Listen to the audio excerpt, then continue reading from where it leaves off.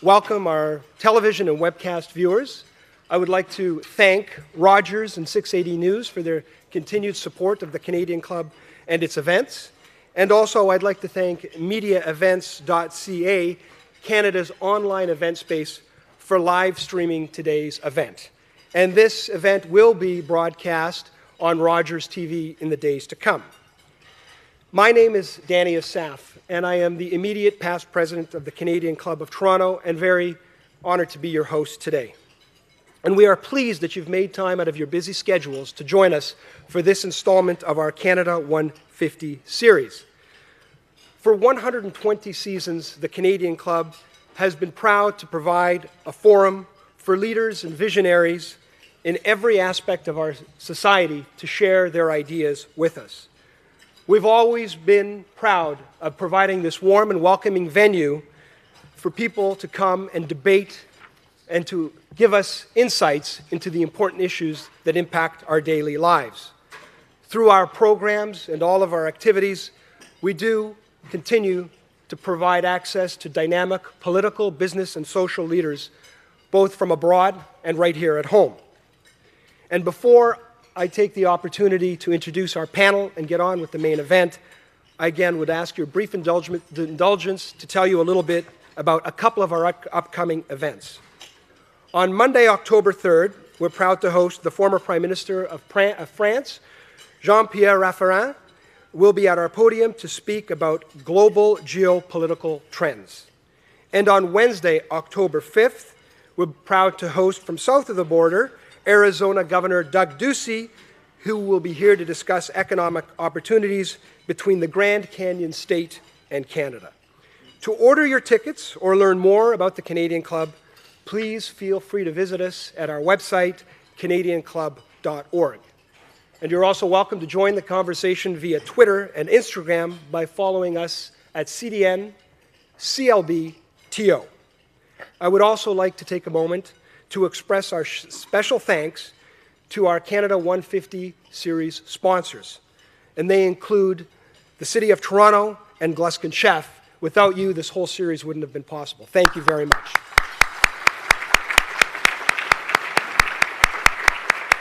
And also to take a brief moment to thank our event sponsors as well, EY and Norton Rose Fulbright. Thank you very much for sponsoring today's event. As a non-for-profit, it is critical that we have the support of institutions and organizations like that to continue, hopefully, into our 121st year. I would also like to take a moment to recognize the youth and young leaders who are with us here today. And they are from 111 and Mars Ventures. And they are sponsored, these tables, if you could just stand so we could recognize these youth and young leaders, sponsored by Tories LLP, and also the Canadian Club of Toronto. Thank you very much for joining us, and welcome. Thank you. So as I mentioned, we are very pleased to have you here today to be with us for this installment of our Canada 150 series, which has been intended to explore the key pillars of our economic development for Canada as we look forward to our future and beyond our 150th birthday. One of those indispensable pillars is the role of innovation, employment, and entrepreneurship, an indispensable key to our future. And this is important not only because we all love our kids and want to see them succeed, but also because they are going to be key drivers of creating new wealth for their benefit and our benefit, and also to contributing to the continued vibrancy of our democracy. They will create new wealth because they will do things that we, my generation, may not even dream of.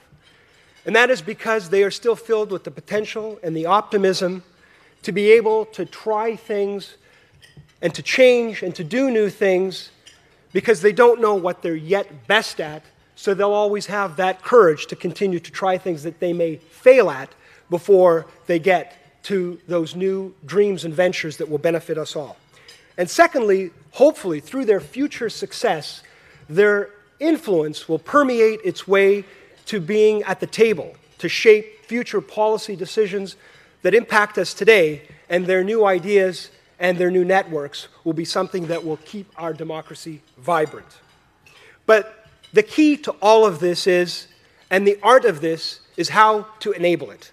And that's why we're very happy to have leaders such as Dave McKay here today and to take the mantle of being one of Canada's prominent Canadians to say he and his organization want to take this challenge.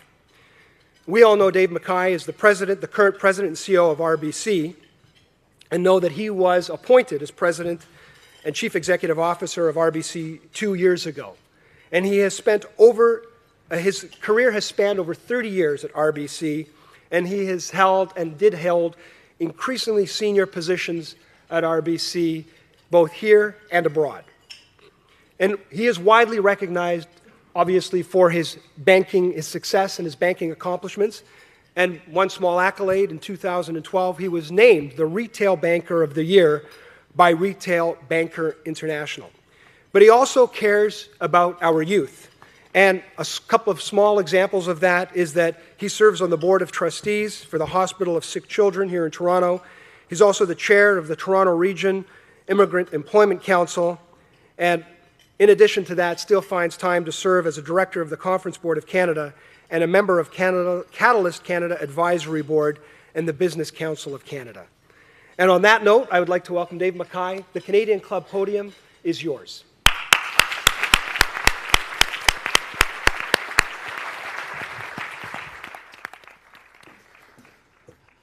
Thanks. Yeah, that's just great. Well, good afternoon, everybody. I bet you didn't know they had a global award for retail bankers. Surprise to me, too. And I really thank you, Danny, and the Canadian Club for structuring an event a little more informal so I don't have to wear a tie for the first time. So it's not that often I get to stand up in front of an audience without a tie, but I think it's very much apropos given our topic today and our panel today. So I am very pleased to be part of the Canadian Club's Canada 150 series. And as we kind of look forward to next year when we celebrate our 150 years, we have so much to be proud of as Canadians. I get a chance in my job and my career with RBC to travel coast to coast from Tofino right through to Goose Bay, all points in between. And we have just a wonderful country with great leaders. But as we anticipate the future and we look forward to the future, I think it's so important for us to focus on our future in Canada through the eyes of the leaders who are going to be taking us there and who are going to lead us there. There's so much to learn from them. And this really can be our century. And the group of young leaders that you're going to see on stage in a few minutes will be the types of leaders that are going to take us there. But we live in an age of discontinuity, an age of change, how we communicate, how we travel, how we look at medicine. Technology and digitization is challenging the way we look at the world and our construct of our world. I was recently with a company, the Weather Channel, a company that you think forecast weather. And historically, they would have a team of meteorologists around an airport where they had the best radar technology, and they'd try to forecast the weather.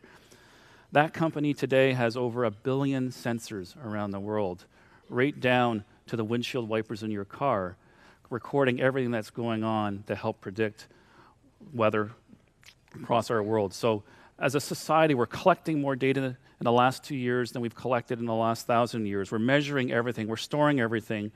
We're teaching machines how to understand, how to solve problems for us. Machines are communicating with machines. Machines are teaching machines. We're in a very, very different area. And our future and the success of Canada really rests in the hands of a generation of digitally savvy young entrepreneurs who are going to lead us. They will redefine Canada's future, not just in business, but in our society. So I'm very pleased to welcome 3 young trailblazing entrepreneurs who really represent the future of Canada. And we're going to talk about how they started their companies, some of the challenges that they had in leading those companies, advice they might have for other entrepreneurs and senior leaders like myself in the audience. And we're also going to talk about what we need to do in Canada to make it successful for the next 150 years. You know, as someone who leads a company that is almost as old as the country itself, I know we have a lot to learn from these young leaders. So just to set the context a little bit, the environment to start a company and to thrive in Canada is really positive. Canada, I think, was rated as the third easiest country in the world to start a business. There is good access to startup capital in this country. We have a very nurturing environment of technology centers, universities, innovator hubs.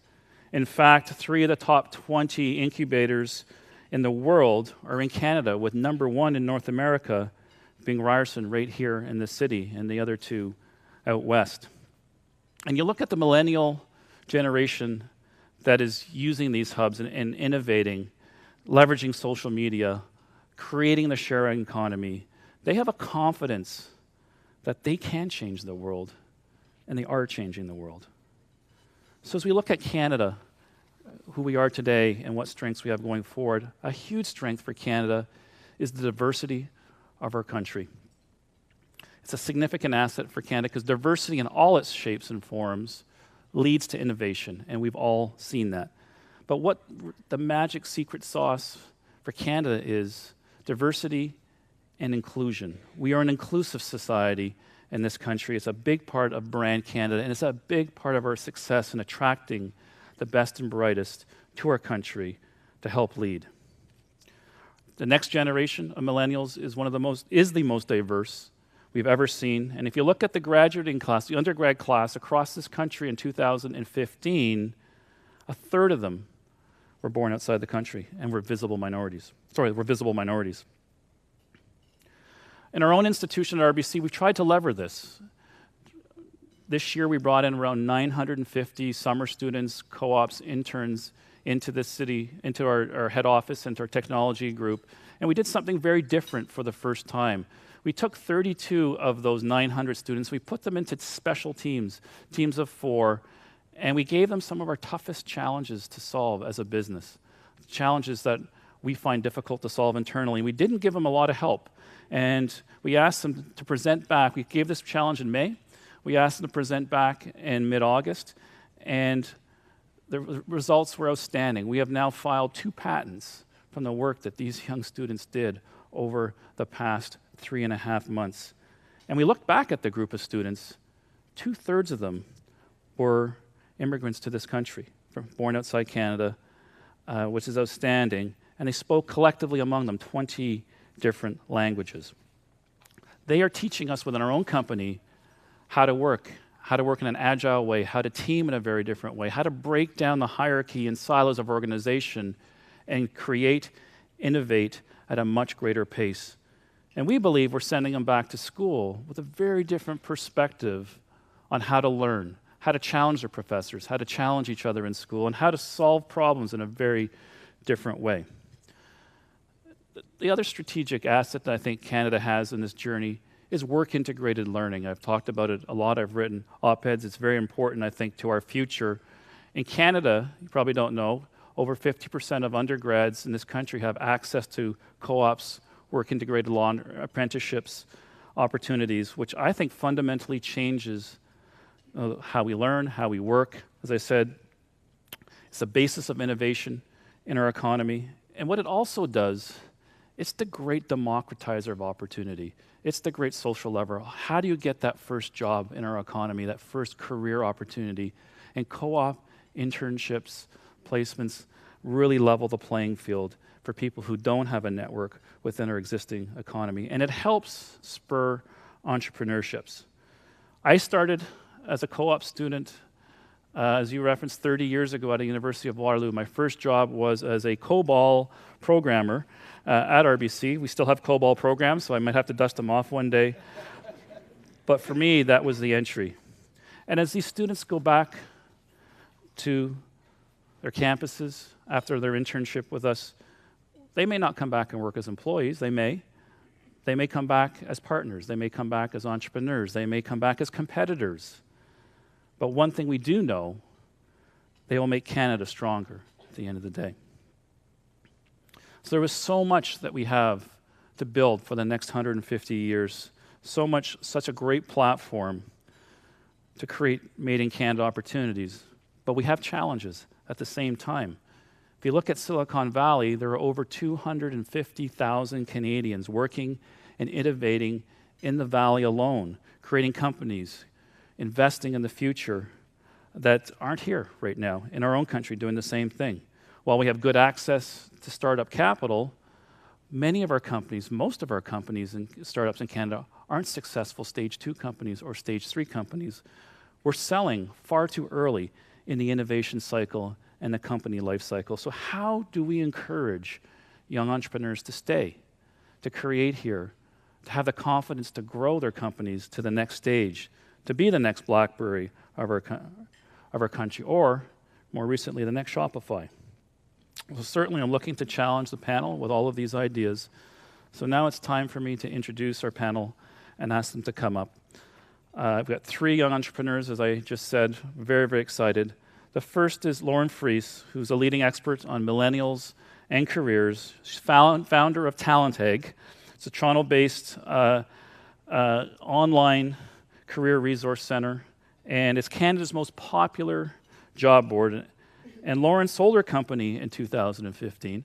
So again, some great opportunities to pursue that. So welcome, Lauren. Mallorie Brodie is the CEO and co-founder of Bridgit, a communication platform for the construction industry in Waterloo. And Lauren is an advisory board member for the Creative Destruction Lab, and also, very prestigiously, won the Google Demo Day in San Francisco against the globally competitive talent group. So that's fantastic. Quite an accomplishment. And third, Wisam Abdulla, CEO and co-founder of Hazel, all the way from Vancouver. Wisam, thank you for traveling all the way. A people and cultural software company, previously CEO of Rise, and a commentator on the future of work and millennials, which I do want to get to. So welcome, and I'm going to sit down and we're going to get going. So thank you.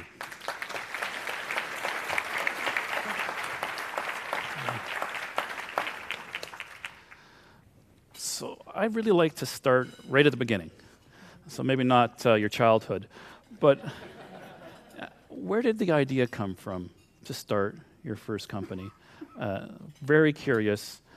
Maybe Mallorie, we'll start with you. When you think of Bridgit, where did the idea come from and how did you get started?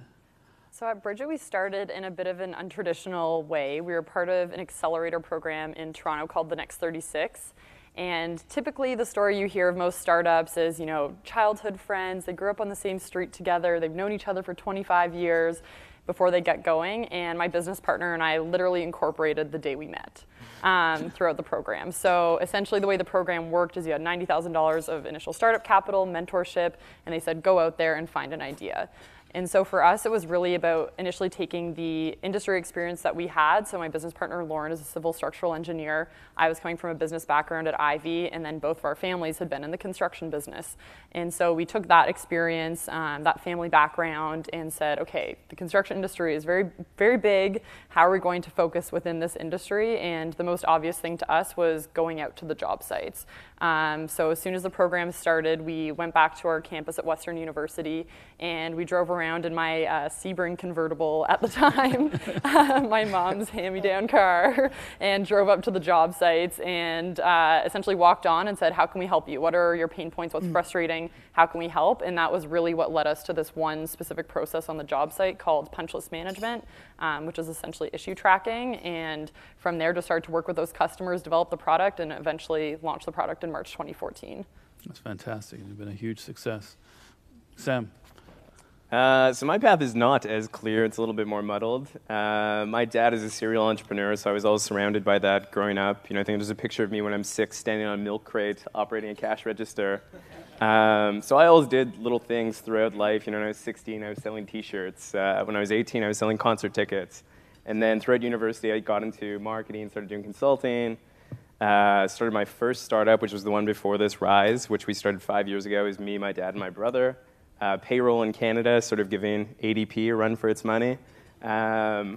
More so the other way around. I think the biggest thing that I saw in that 5 years is that work is changing. And I think that a lot of what we're talking about today is really relevant to that. We talk about this new millennial generation that's taking up the majority of the workforce. We talk about consumerization of companies. Dave was telling me that RBC is now doing crazy voice-activated things. 10 years ago would have totally been unheard of. And I think that a lot of those things that we're seeing is driving what work is going to look like in the future. And the opportunity that we saw with that is because the workplace is changing, HR is going to change as well. It's not enough for them to just be the personnel department anymore, maintaining files. They now need to create an employee experience. And it's the employee experience that's key today for companies being able to attract those smart grads that Dave talks about and also, of course, retain them. So that's the opportunity that I saw at Rise. So about 3 months ago, me and my brother, who is my co-founder at Rise, my current co-founder at Hazel, and our VP of marketing at Rise, we decided to leave the mothership and focus solely on that vision. So 3 months ago, we started our company, Hazel, and there's 9 young, bright people that are working on that today. Fantastic. And Lauren, where did you start? Yeah, TalentEgg. I started TalentEgg based on my own experience. It goes back to being at Queen's University and sitting around a table with all of my housemates. We were all very involved in school. We were at a good school, so we thought it is a good school, in good programs. And we get some cheering from and all here. very focused, very involved Yeah. in leadership capacities and whatnot. And I have this vivid memory of sitting there about to graduate and all of us looking at each other and saying, what are we going to do next year? And I thought that this was very strange because you grow up being told, go to school, get a good education, and at the end there will be some kind of career there for you. That's the way I felt. I decided to do what I think a lot of young people did then and continue to do today. I decided to delay my entry into the workforce by going to pursue a master's degree in the London School of Economics in London, England. And when I graduated there, I found that the school-to-work transition was much more well-developed there than it was here in Canada. Part of that experience for me as a young person with a lot of education and not a lot of work experience was that there were all these great online career resources that helped connect people like me with meaningful career opportunities. I used one of those online resources, worked in consulting for a year in London, and then moved back to Canada to try to implement something similar here. So launched TalentEgg in 2008, ran very fast, very hard for 8 years, and then the company was acquired last year. Fantastic. Mm-hmm. So it's never an easy journey. And you start and you have to build so many broad skills. And most entrepreneurs I talk to, there's always dark days, and some call it days of despair before there's light at the end of the tunnel. Can you talk about some of the biggest challenges you had to overcome as you got this idea and you started to push forward? Kind of where was that big challenge? Maybe Lauren, I think. Yeah, I would say very broadly the challenge for me was that everything felt either really, really amazing, something fantastic happened, or something horrible happened. It was, a roller coaster every day, but it was unsustainable. And so my first real memory of feeling like I don't know how I'm going to do this was it was just me. We were coming. I say we all the time, but it was just me, and I was coming close to closing one of the first sales at TalentEgg. It was with a large telecommunications company in Canada. And I felt that the answer was going to be yes. And of course, I picked up the phone to close the deal, and the answer was no. And I turned around and I started to cry. And I thought, this is just, not a sustainable way to move through the business. And I think what I learned from that, and really the biggest skill, and what allowed me to be so resilient and to persevere, which I would think you would both agree is a key skill, was the ability to sort of take that roller coaster that was like this and make it a little bit more like that, more like the ghoster coaster and less like the bat. You have to persevere, and there's some dark days you have to fight through. Mallorie, what was your experience from the day you got the idea and started with your partner? What was one of the toughest challenges? I think one of the toughest challenges was when we went out to initially go out and raise our first round of financing. And you hear all the startup hype around all these rounds of financing that are getting done, and you expect that it's going to be really easy, and it is absolutely not in any way. And the challenge for us, I think, was unique in that we were 2 female founders in the construction industry, in tech, going out to pitch this business with no existing network within the overall finance community in Toronto. And we were getting all this different feedback, and none of it seemed to match up, and we couldn't really figure out what the problem actually was. And we went to a close group of advisors, and one of them said, he's like, I don't mean to offend you, but there's this thing called pattern recognition, and you two don't fit the pattern. And he's like, so we need to focus on something else in the business. You're not going to be able to go into that meeting and build up all this hype and momentum. We're going to need to approach it in a different way. And that was really hard for Lauren and I to hear, because usually you get feedback from advisors and you're like, okay, let's go switch it up. We couldn't exactly go switch that up. And so what we decided at that point in time was essentially, traction will solve all problems, so let's go out there, let's grow our revenue, and no one can argue with the numbers. And I think that was an extremely hard moment for us, but at the same time set the foundation at a very early point in time that nothing else mattered except for building the best product so we could then go out and sell it. And so that was really tough, but I think we're better for it now. Yeah, you push through that early financing. Wisam. I'm probably going to sound silly saying this in a room full of boomers, but 5 years felt like a lifetime. There are so many low lows that I could pinpoint, like the time that we had to lay off 20% of our 50-person team, the time that we had 3 months of cash left in the bank and had no idea how we were going to raise that next round, the time that we missed raising the next round and had to push things forward and reorganize. But I think at the end of the day, the thing that I've learned is that roller coaster is real. And we joked about resiliency earlier, and I have this dark joke that resiliency is built through being kicked in the pants so many times that you stop feeling it.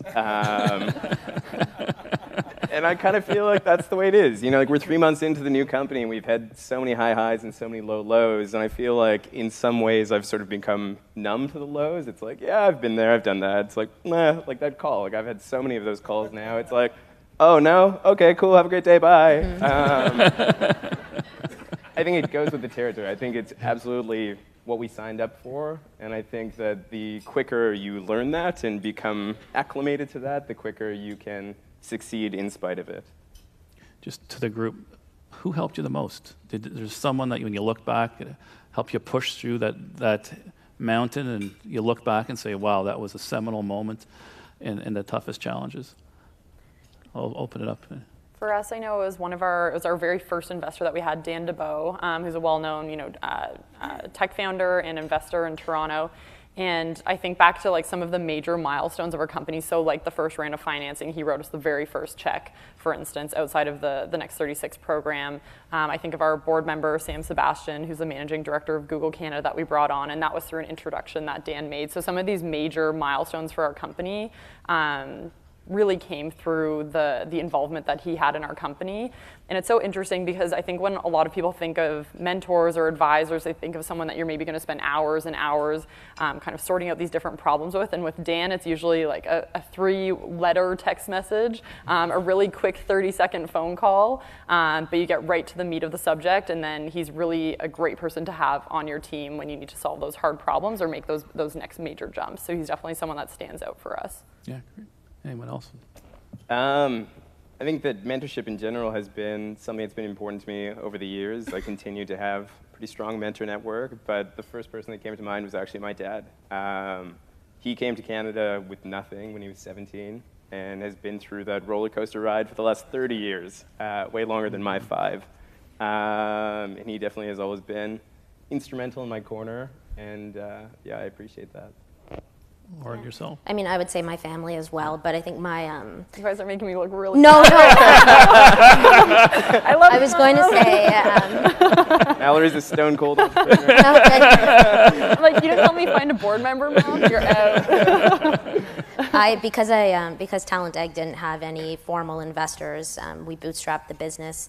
For me, it was number 1, a key hire, but also number 2 was at the very beginning was my network actually from university, who were at the time a few years out of school, who were very, very generous with me, helping me understand different parts of the various businesses that they were involved with. Because as a recent graduate with very little experience, I actually had no idea, how the HR department of an organization worked, and that was where I was going to be selling my product.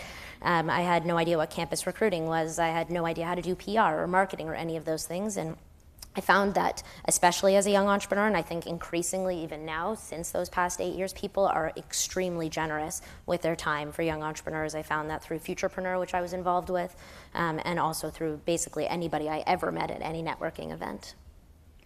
So as you get your first round of financing, as you start to think about growing, you need to surround yourself with great people, but you got to be careful. So how do you think about hiring and talent, and what do you look for in growing your company? And maybe the second part of that question, would you hire a boomer? Wisam, why don't you start? If I applied. I mean, I looked at your LinkedIn last night, and the only experience the only experience you have is at RBC. I don't know if that makes you unhireable or not. One job usually doesn't look up at a resume.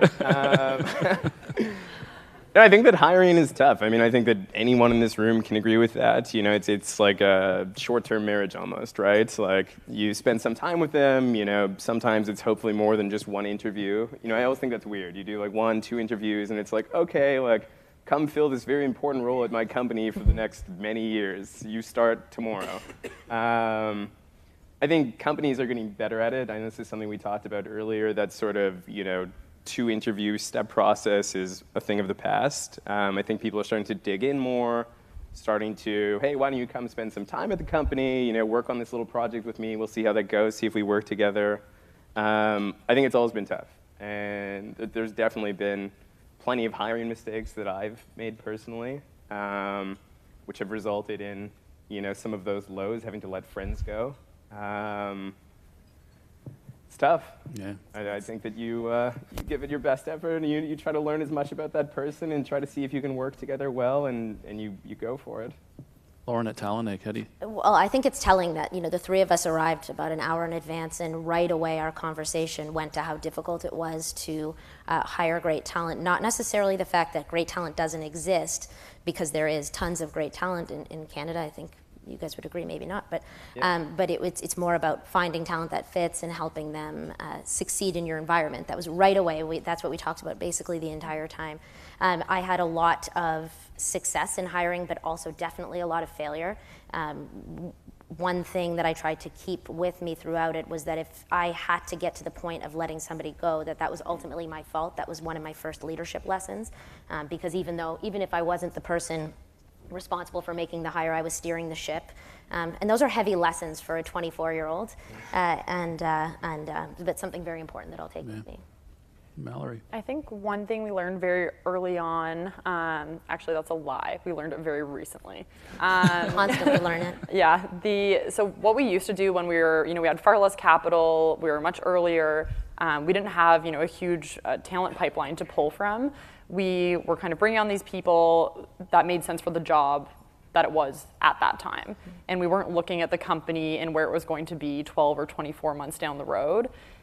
And I think that's something that we absolutely do now. And we tell people, look, like you're going to be doing some work that maybe is slightly below what you think you're capable of doing, and we acknowledge that, but 6 months from now, this role is going to look completely different. And that's just how it is at a fast growth company. So that was a major learning. We're not hiring people for today. They need to make sense 2 years from now. So that was a big one. And then the second big lesson I think that we learned was around not just hiring for these very technical skills that people have, but just really testing their overall resourcefulness and resilience. And the one interview question that we always go back to, which now I'm not going to be able to ask anymore, I don't think, after telling all of you, but what was the last thing that you negotiated the price on? And some people just jump into that, and they can think of all these different examples where they had to negotiate either the price or just something else in life. And then there's many people that don't have to do that. And as at a startup, that's one of the most important skill sets that we have. You're constantly negotiating. And so that's just an example of the type of thing that we go for, as opposed to, what are your 3 biggest weaknesses or something like that. So it's still very much a work in progress, but we're just trying to get better and better with the process every day. When I go down to the Valley and I talk to entrepreneurs there, American entrepreneurs, they characterize Canadians as amazing people who want to work for Google, whereas Americans want to create the next Google. Like, how do you respond to that? Are we being ambitious enough? Do we think globally enough as entrepreneurs? How do you react viscerally to that? I don't think that we are ambitious enough, especially in entrepreneurship. I mean, if you look at Canada, per capita, we have way less tech companies, certainly, but also if you think like exits, large sizes of funding, all of that. Like we were talking about Sweden earlier, right? Yeah. Like a quarter of the size, but has way more to show per capita than we do. I think part of it is the Canadian mentality, and that sucks to say as a Canadian, but I mean, it's something that we all joke about in this room, you know, like friendly Canadians. I think that something that is important to me, and I think something we're going to talk about today, is pushing that mindset and trying to challenge where that bar is set. Mm-hmm. And I think that through conversations like that, that's how we ultimately can get to a place where we're raising that bar and pushing things forward. That's interesting because I don't think it's just on the side of the entrepreneurs that aren't being as ambitious, it's also the investors. And so I know like the conversations we'll have with investors in San Francisco, for instance, they're far less caught up on a lot of the small details of the business, and they're much more focused on the overall big picture and what the overall market opportunity is. And I think here they're much more focused on, well, you know, exactly what is your sales process right now? Is that completely standardized? What's the playbook? What's the exact growth that you have month over month? And they focus on sort of these more short-term metrics. And I think it's up to really both sides. We need the entrepreneurs to be raising the bar, but we also need the finance community to raise the bar with the entrepreneurs and be supportive of that. Yeah. And I think that attitude is actually repeated or evident in large companies as well, and it's a threat to what I think we're all hoping is a culture of innovation, where there's a lot of emphasis on hard skills. What can you do for me today versus what can you do for me in the future? And I just think that's an interesting comparison. We were talking about this before. I came home recently from a long business trip where I made a few speeches, and my teenage son challenged me on some of the concepts. And his message was, Dad, you know, you boomers, you're not exactly leaving me a great place to grow up in. And I think he was referring to, you know, some of the climate change and some of the challenges. When you think of how boomers and how millennials look at the world together, and what would you ask boomers to do to make your lives easier in leading this country, and how do you see the perspective between the two? How do you look at the world of business? How do you look at society? Big question.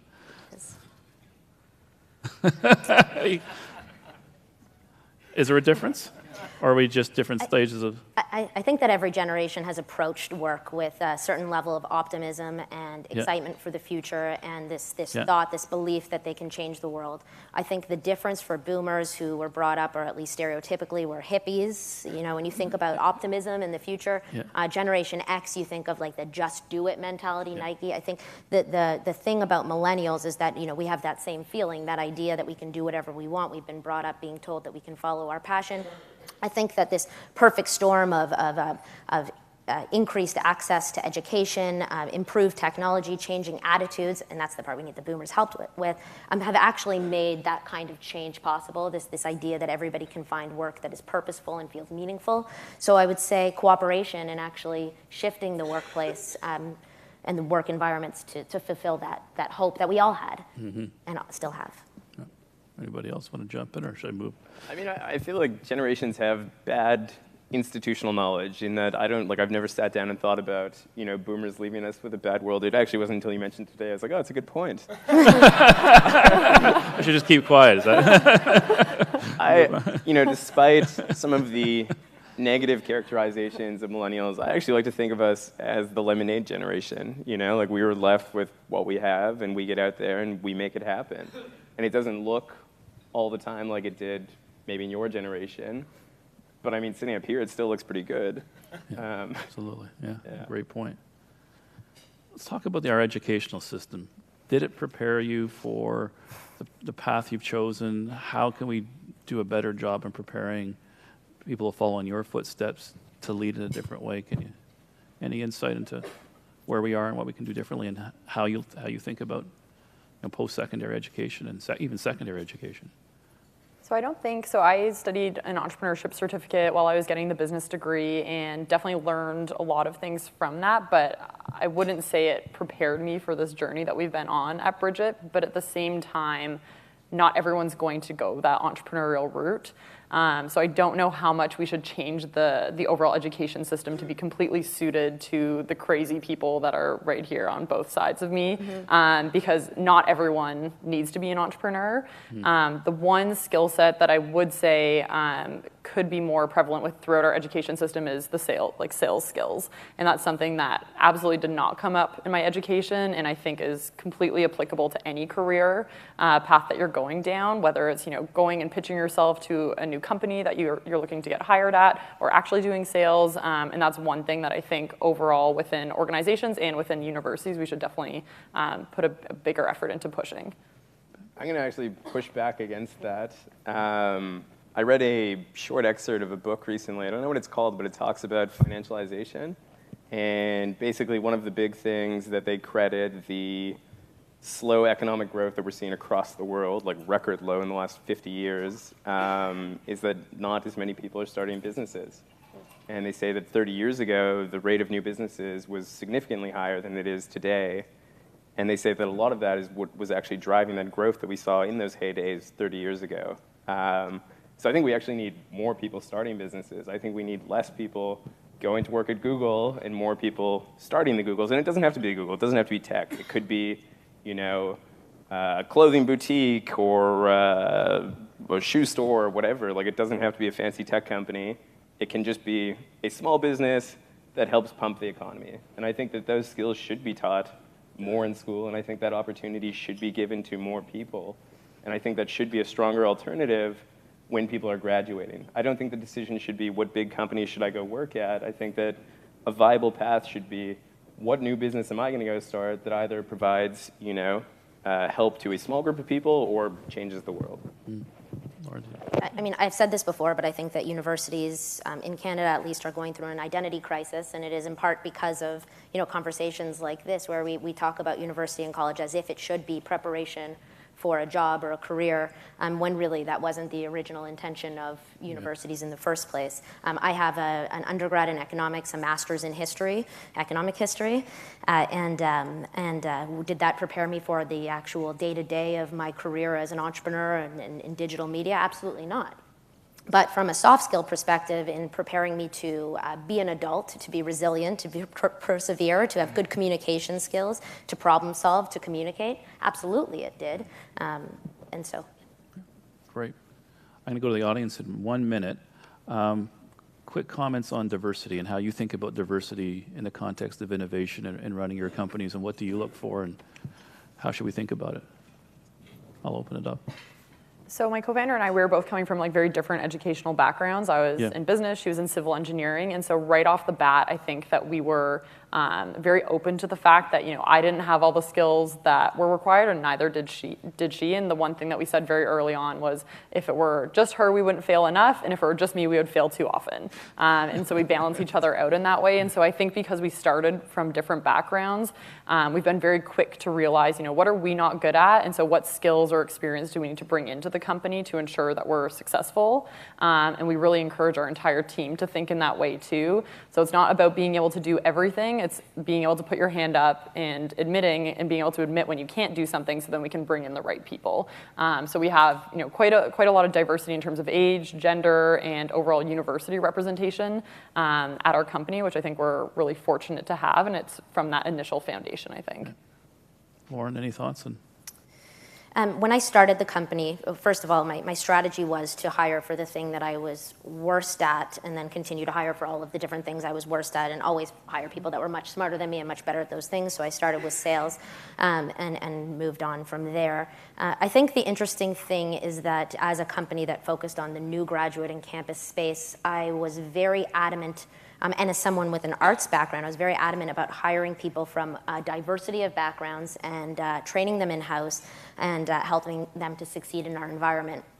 What happened, and again, something that came up in our conversation beforehand, was that actually in a tiny company, when you're moving, a relatively tiny company compared to yours, and when you're moving at a... We wish we could move as fast as but at a very quick pace, it's actually very difficult to train people quickly enough for it to make sense for the company. And so I think that there is a responsibility on the part of larger corporate Canada to offer training programs and focus more so than small companies, more so than ever, on hiring people with a diversity of thought, diversity of background for their own benefit, but also for the benefit of young entrepreneurs that need to hire good people with some experience. Yeah, great point.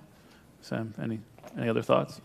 Yeah, I think it's something that I've gone back and forth on. I think there is an argument to be made that early on, when you're a small team, less than 30 people, you can actually move quicker if you're all on a very similar wavelength. I think that, and I know that that's not a popular opinion maybe, but I think that later as you grow and scale, you definitely do need that diversity of opinion. I mean, you in your opening remarks talked about bringing on those co-op students to tackle some of the hardest problems. I really like that. Like, I think that's really interesting, because if you're immersed in this stuff all day and sort of in an echo chamber, it's hard to think outside of the box. Yeah, exactly. So yeah, I mean, absolutely value in diversity. I'm going to take the counterpoint and say that when you're small, there is an argument maybe that you can move faster if you're tighter knit. If you have like a 10-person company with like Is there a your tendency buds. to kind of hire people that think like you and are friends and like the same things? And how do you break out of that? And I think that's probably the trick, right? Like maybe you move faster earlier, but I think you need to break out of that at some point. Which, as you said before, you have to let some of your friends go because you're going in a different direction. Why don't we open it up to the audience? Any questions from a very large group here? Hard to see from here. We see a hand up in the middle. We have a microphone coming across. Hi there. My name is Arjun. First of all, thanks so much. It's great. You guys have been so open, and it's been a great conversation. I guess my question is, sort of while you've been on this journey of building your companies, what were some of the things that you were willing to sacrifice and some of the things that you weren't willing to sacrifice, throughout the process? And if you could just comment, even just more generally on the things you've sacrificed. I can just very quickly start. Just very quickly, at the very beginning, I sacrificed stability and a salary.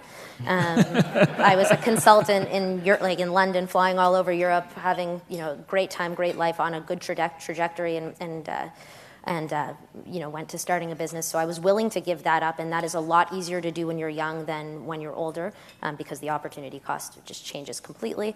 But the thing I wasn't willing to give up was some free time. So I wasn't one of those, and I speak in the past tense because I'm speaking of that specific experience. I didn't give up on some of the things that I like to do outside of work. I never worked crazy hours. I worked hard and smart, but I still made time to do stupid things like watch TV and see my friends, which isn't stupid, but there, a lot of people wear it like a badge of honor. Like, I gave up everything. I never saw my friends. I wasn't able to cultivate good relationships with partners or family or whatever it is. I wasn't willing to give that up. Good for you. So I did give up all of that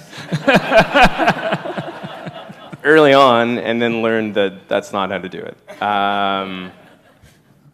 If you're going to be in something 5, 10, 15, 30 years, I think that something you learn is that it really doesn't get easier. Like, it's the same sort of level of challenge for a consistent and prolonged period of time, just different challenges. And if you're constantly delaying gratification, like, oh, I'll do this when things are here, or I'll do that when things are here, you're always going to be in that position. And I think that's something I learned the hard way early on. Like, the first 3 years were quite miserable, to be honest. And I think now, second time around, something that I am not willing to sacrifice is my own enjoyment in life. One of our core values is joy. And for us, that means everyone at the company, regardless of what level you're at, being able to enjoy your life and to get happiness in your work and to allow your work to provide happiness in your life, whether that means flexibility, different working hours, more vacation time, whatever it is. I think that if we have happier people who are enjoying their life and happier founders, we're going to be a better company. Fantastic. Yeah, absolutely. We definitely, similar to both of you, like in the early days, gave up all of the luxuries that you're used to, or I was lucky to be used to anyways, in terms of making money and all those different things. And we kind of had a rotating group of people living in our boardroom/bedroom. We were working out of my old basement apartment, and first my sister and I slept in there, and then every day we'd put away the mattress, put down the tables, same thing every day. And then our customer experience manager lived there for a while. So same kind of like typical startup story that you would hear. From a business perspective, though, the one thing that we did not give up was good partners in the business, and that's something something that when we were first starting and you have no capital, no one's paying themselves, and all you want is investment or revenue or something so you can kind of start to legitimize the business a little bit. And at first you think you're going to take money from anyone. And people say, like, no, like, people are going to be with you for a long time. Make sure to work with people that you like. And we were really fortunate, I think, before we were even really considering that, to get very lucky with our initial investors. But now that we've had, larger investment in the company, we are so thankful that we really enjoy working with the people that have partnered with us. And that's something that I think for any entrepreneur that's starting out and you just want to raise that big round of financing, do not sacrifice kind of the quality of people that you're working with, because it would be much, much, much more difficult if I couldn't, quickly call one of our investors and have a candid conversation with them. So that's one thing that more as a business, as opposed to personally, that you should never, I think, give up. Yeah, great advice. I saw another hand over here. Do we have another question? So I have the mic over on the far side in your blind spot. There we go, right over here. So in Dave's opening comments, he talked about how a lot of young entrepreneurs will sell their companies at an early stage and perhaps sell those to the south of Canada. I noticed that 2 of you have already sold your companies. Can you comment on why you sold your company so early? And second, did you fit that example of what selling to the U.S.? Well, Ladies first. I would never want to, my experience is probably not representative of anybody else's experience, but for me it was a combination of, the right offer, the right situation, the right timing, and the right opportunity for me personally. But again, I don't think, so quickly. I was doing it for 8 years, which again, this sounds ridiculous in the context of a 30-year career, but actually is a very long time in the world of entrepreneurship. We had accomplished quite a bit, and I felt that it was a great opportunity to let somebody else take the reins and take the company to the next level, that I didn't feel that I was the right person to do that. So that was a personal decision on my part, and I don't think representative of the greater trend that you're talking about. So we spun out this new company. It wasn't as much of an acquisition, but I'd say that, the long-term goal for this company, as much as we say that we want to be like a Shopify going public, the more likely path is probably to be acquired by one of those big US companies who we're already starting to rub elbows with. Like, hey, you like us now? You're going to like us in 5 years. And I'd say that for a venture-backed tech company, that's just the path that you have to take, right? The expectation of taking in that large sum of investor money is that you're going to return some large multiple of it back, and the only way to do that is either to get acquired or to IPO. So when you take that money, you're sort of committing yourself to one of those 2 paths, right? There is a lot of talk at the federal level and at the provincial level in trying to solve for this problem. There is a strong perception among business leaders and the government that we have to solve for this. We have to create cash flow. The government has to buy from small companies. Big companies like RBC have to buy from small companies to help sustain into stage 2 and stage 3. So I think there's a lot of talk in our various levels of leadership in this country about needing to encourage our entrepreneurs, but it's not just encouragement; it's the cash flow you need, right, to keep going. Do we have any other questions out there? Right here in the middle. There. Yep. I have a mic. Hi, my name's Noah. Thank you so much for sharing your insights this afternoon. So, if you could travel back in time to your earlier self, you're sort of just on the cusp of starting your first business. What piece of advice would you give yourself, knowing what you know now? Be patient. So the word patience in entrepreneurship, I think like any entrepreneur hates that word, because in order to be an entrepreneur, you probably are not patient at all. But that was one thing that we learned in the very early days. I think you set very aggressive milestones for yourself as an early stage company, and you constantly want to be moving forward. But then over time, you start to realize that there's some situations and some milestones that you need to be as aggressive as possible on, but there's other situations that take much longer term view to actually be successful in. So I can think back to, specific customers that we were desperately trying to get on board in the early days, and we approached it in the completely wrong way. And it was a Canadian CEO that said, Mallorie, be patient, be patient. This will take years to happen. So, sit back, relax, and we'll kind of work it out.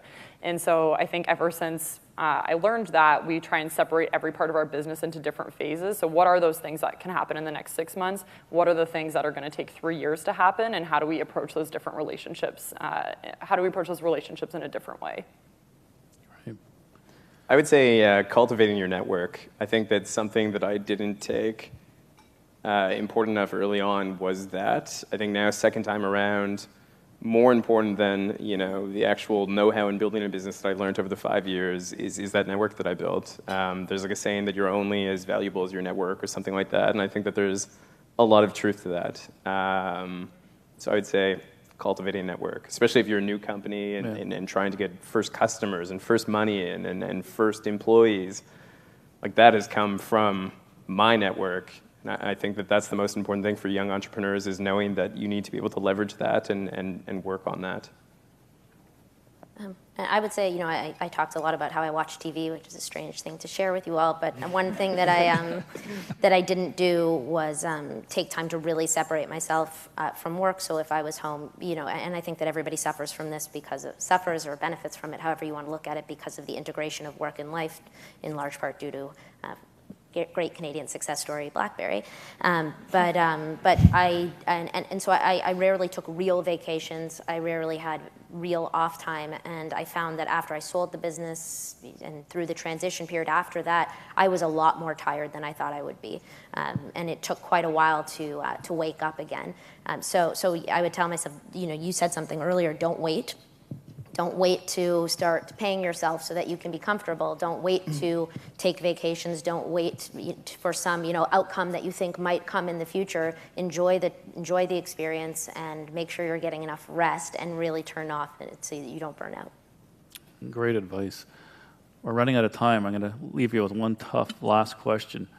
We're heading into the next 150 years. Are you looking at me? Don't ask it.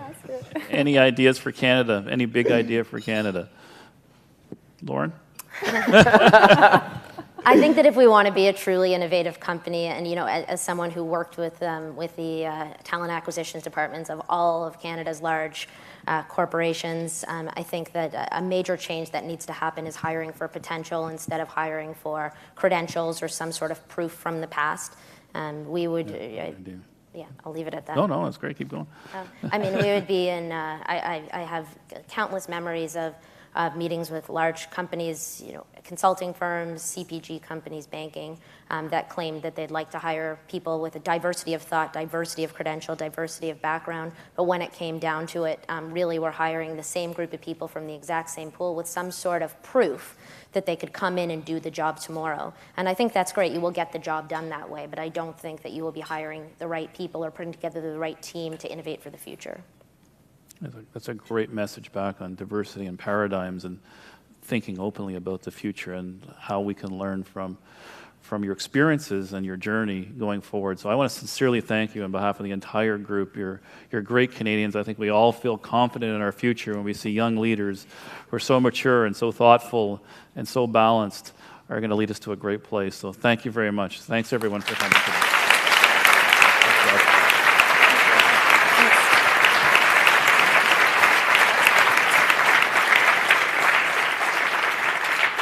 Good afternoon, everybody. My name is Fred Mifflin, and I am the current president of the Canadian Club. Dave, I want to thank you for so brilliantly outlining Canada's exciting innovation future, and to RBC for strongly supporting and driving the innovation agenda. We have many opportunities to seize and a lot of avenues to explore. Your discussion with our panelists provided proof positive that Canada truly is a nation of innovators. As you noted, for innovation to flourish, the environment needs to be primed. Investments in infrastructure, education, technology, and training are critical, and so is supporting the ideas of our next generation. Lauren, Mallorie, and Wisam, we salute you for your bold aspirations, risk-taking, unwavering determination, and especially your ability to laugh. Your hard work, perseverance, and great ideas are being put to good use. Please continue to lead us towards the next 150 years as Canada moves boldly forward. And let me take this opportunity to both thank you and to wish you all continued success in the future. Thank you.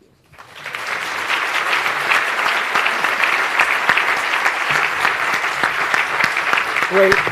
Thank you very much. I would like to just take a quick opportunity to echo the sentiments that Fred has outlined, and also to thank you again for joining us, to thank our sponsors, Gluskin Sheff, EY, the City of Toronto, and also Norton Rose Fulbright. Thank you very much again for your support. And again, on behalf of the Canadian Club, the next time you open a newspaper, you hear the doom and gloom of all this stagnant global economy and all the craziness in other parts of the world, and you want to think about a great reason to be proud and to look forward to the future of our Canada as we approach our 150th birthday, think about what you heard about today and what the youth will have to bring to bear on that future. All the best to you. This meeting is now adjourned. Thank you very much.